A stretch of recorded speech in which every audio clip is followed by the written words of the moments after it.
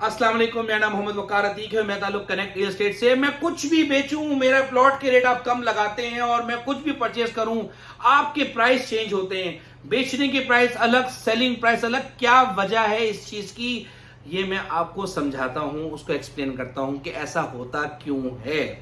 सबसे पहली चीज, जब भी आप प्रॉपर्टी परचेज करें तो ऐसी प्रॉपर्टी परचेज करें कि जिसके पीछे ब्रोकर आपके पीछे भागे कि ये चीज मुझे दे दें, ये प्राइस में मुझे दे दें, ये आपका प्लॉट बहुत अच्छा है, हर बंदा उसकी तारीफ करे।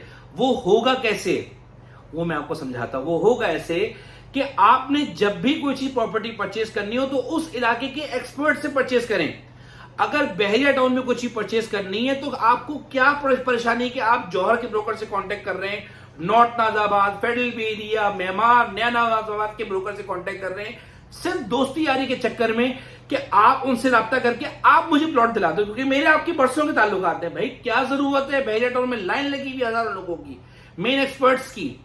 उनसे राब्ता करें। सोशल मीडिया पे भरपूर इंफॉर्मेशन मौजूद है। जो लोग यूट्यूब देखते हैं ना, चाहे वो जॉब पेशा हो, चाहे वो प्रॉपर्टी का काम करते हैं नहीं करते, उन्हें पूरी नॉलेज होती है। चले, एक बात हो गई।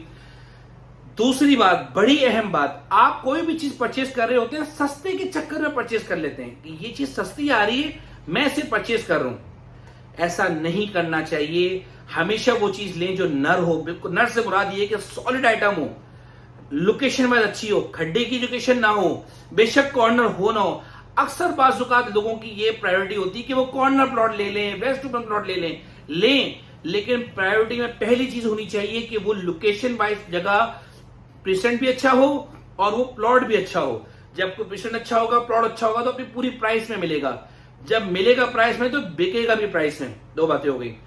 तीसरी बात, अगर आप किसी से भी कांटेक्ट में हैं तो कम से कम 2 से 3 लोगों से राब्ते में आपको हमेशा होना चाहिए। और सिर्फ राब्ता नहीं होना चाहिए कि आपने परचेज एक ही बंदे से करना है और बेचने के लिए जो है आपने 2-3 बंदों को रखा हुआ है। ब्रोकर को सब पता चल जाता है। अब मेरा एक क्लाइंट है, वो मुझसे 2 से 3 साल से राब्ते में है। अब मुझे पता है कि वो XYZ ब्रोकर से परचेज करता है। मुझे कहता भी है, वकार में मेरी उससे केमिस्ट्री मिल चुकी है, मैं उसी से परचेज करता हूं, उसी को सेल करता हूं। किस हद तक मैं उसको डिटेन करूंगा? 2 साल, 3 साल, 4 साल, बस इनफ। फिर मैं उसको मशवरा नहीं दूंगा, क्योंकि वो मेरी प्रायोरिटी नहीं है। मैं कमाने के लिए आया हूं, मेरे टाइम की कीमत है।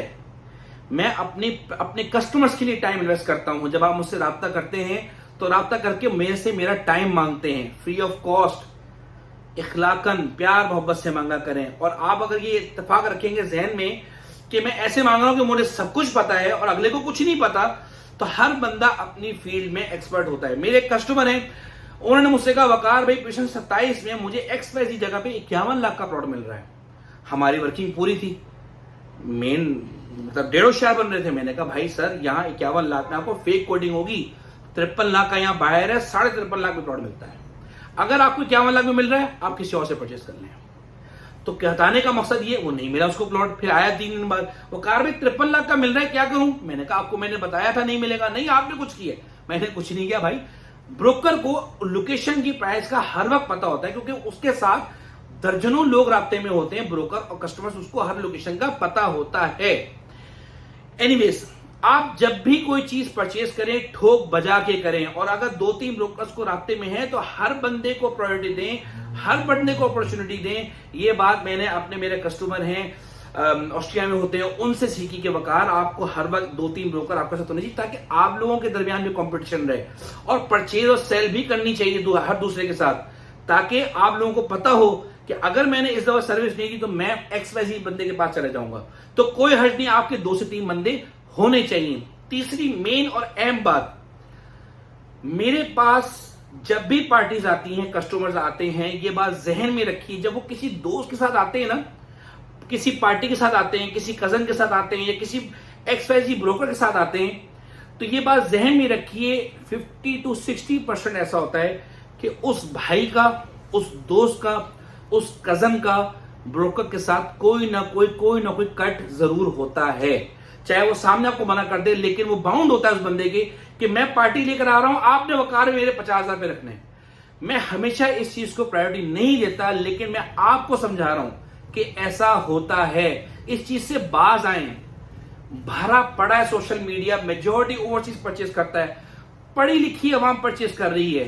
थोड़ा सा टाइम निकाल के वो सर्च करके कोई ना कोई चीज परचेस कर ले। चौथी चीज, अगर आपके पास टाइम नहीं है तो ब्रोकर के पास भी, अच्छा काम करने वाले के पास भी टाइम नहीं होता।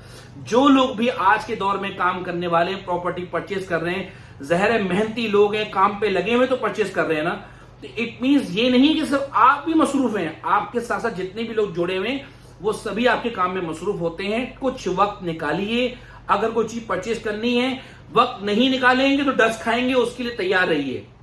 ये शिकवा करना कि जब मैं कोई प्लॉट बेचने के लिए आता हूं तो रेट कुछ और होता है, जब मैं खरीदने के लिए आता हूं तो रेट कुछ और होता है, क्योंकि जब आप बेचने के लिए आते हैं तो आपकी प्रॉपर्टी नाले के सामने होती है, कमर्शियल के पास होती है और गैस पाइपलाइन के पास होती है। लेकिन जब आप खरीदने के लिए जाते हैं तो आपको पास कुछ भी नहीं चाहिए होता। प्लॉट से निकल के कमर्शियल भी आ रहा हो तो आपको 10-15 प्लॉट के बाद भी आपको प्लॉट समझ में नहीं आता। क्यों समझ में नहीं आता? क्योंकि हम लोग, हमारे जैसे ही ब्रोकर्स आपको एजुकेट करते हैं कि यहां ऐसी प्रॉपर्टी परचेज नहीं करनी। एज एन एंड यूजर तो आप कमर्शियल के पास चीज परचेज कर लेते हो क्योंकि आपके पास पैसे कम होते हैं, आप परचेज कर लेते हो एज एंड यूजर। लेकिन अगर आपने इन्वेस्टमेंट करनी है तो आपको नगीना आइटम चूज करना है। नगीना आइटम चूज करना है कि जब भी आप उसको निकालें बेचने के लिए 10 ब्रोकर आपके पास खड़े हो जाएं और आपको पैसे लगाएंगे, वकार भाई ये प्लॉट मुझे चाहिए चाहिए। हमेशा ऐसी चीज परचेज करेंगे तो आपके पीछे ब्रोकर भागेगा और मार्केट प्राइस ही लगाएगा। अगर आपकी प्लॉट के पास गोला आ रहा है, गोल्ड से तीसरा प्लॉट है, वो अफेक्टेड ही कहलाएगा, वो मार्केट से कम प्राइस से बिकेगा। नाले के सामने, नाले के बैक है, वो आर पार नहीं कहलाएगा, वो नाले से अफेक्टेड ही कहलाएगा। चाहे बेशक गोला क्लियर ही क्यों ना हो चुका हो, उसका फ्रंट अफेक्टेड है, वो अफेक्टेड ही दिखेगा, वो प्राइस से, मार्केट प्राइस से कम में बिकेगा। तो अगर आपका कोई प्लॉट अफेक्टेड है तो अफेक्टेड करके बिकेगा, नहीं है तो नहीं बिकेगा। ब्रोकर ने आपको पार्टी बनाना है, आपको भगाना नहीं है, वो आपको मिसगाइड नहीं कर सकता। आज के दौर में लोग करते हैं उनके साथ जो दोनों डेढ़ साढ़े होते हैं, वहां ये मामला होते हैं। लेकिन बहरहाल अपनी रैकी कीजिए, पूरी वर्किंग कीजिए, आपको धोखा नहीं मिलेगा इंशाअल्लाह ताला। जज़ाकल्लाह खैर, थैंक यू।